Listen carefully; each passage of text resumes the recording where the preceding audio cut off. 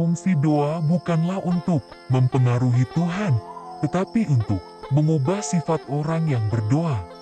Seorang pria berdoa, dan mulanya dia mengira bahwa doa itu berbicara, tetapi ia menjadi semakin diam. Sampai pada akhirnya ia menyadari bahwa doa adalah mendengarkan. Orang-orang menuntut kebebasan, berbicara sebagai kompensasi atas kebebasan berpikir yang jarang mereka gunakan. Hidup hanya bisa dipahami mundur, tapi itu harus dijalani ke depan. Kebanyakan orang bersikap subjektif terhadap diri mereka sendiri dan objektif terhadap semua orang lain. Kadang-kadang objektif menakutkan, tetapi tugasnya justru menjadi objektif terhadap diri sendiri dan subjektif terhadap semua orang lain. Orang yang tidak bahagia tidak pernah hadir untuk diri mereka sendiri, karena mereka selalu hidup di masa lalu atau masa depan. Berani berarti kehilangan pijakan sesaat, tidak berani berarti kehilangan diri sendiri. Kemungkinan kebebasan bukanlah kemampuan untuk memilih yang baik atau yang jahat. Kemungkinannya adalah untuk bisa. Jalan yang dimulai dengan baik adalah pertempuran yang setengah dimenangkan. Yang penting adalah memulai dan memulai. Cinta tidak mengubah yang dicintai, itu mengubah dirinya sendiri. Dalam kehidupan individu, ketika cinta terbangun, cinta itu lebih tua daripada segalanya. Karena ketika cinta itu ada, seolah-olah cinta itu sudah ada sejak lama. Itu mengandaikan dirinya kembali ke masa lalu yang jauh, sampai semua pencarian berakhir pada asal yang tidak bisa dijelaskan. Ada dua cara untuk dibodohi. Pertama adalah percaya apa yang tidak benar. Yang lain adalah menolak untuk percaya apa yang benar.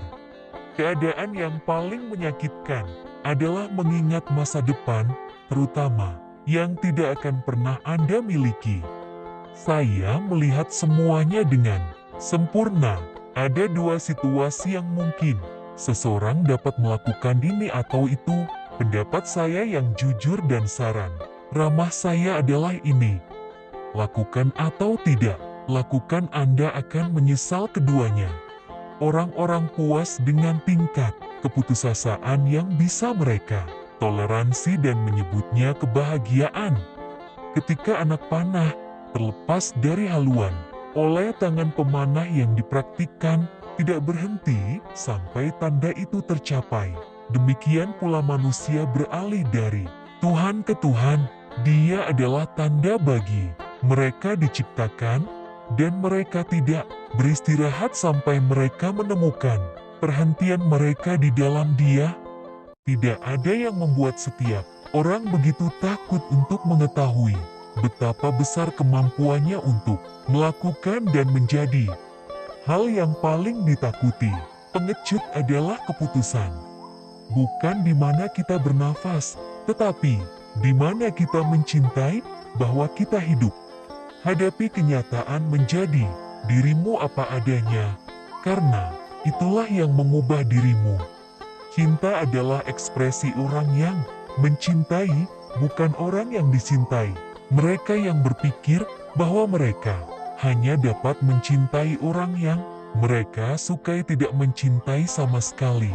Cinta menemukan kebenaran tentang individu yang tidak bisa dilihat orang lain. Membandingkan adalah perkenalan paling berbahaya yang dapat dilakukan oleh cinta.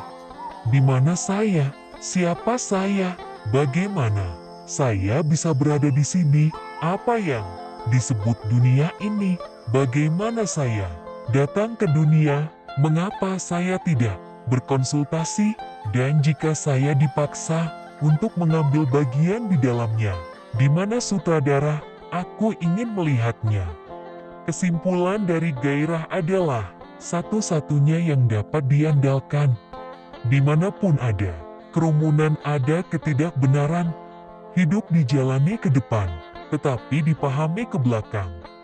kecemasan mirip dengan rasa pusing. Mereka yang menengok ke bawah jurang akan merasa pusing. Tapi, apa alasannya? Hal itu terjadi karena mereka merasa dirinya jatuh ke dalam jurang, walau nyatanya mereka tidak harus menengok ke bawah. Hidup bukanlah sebuah masalah yang harus diatasi, tapi realita yang harus dijalani.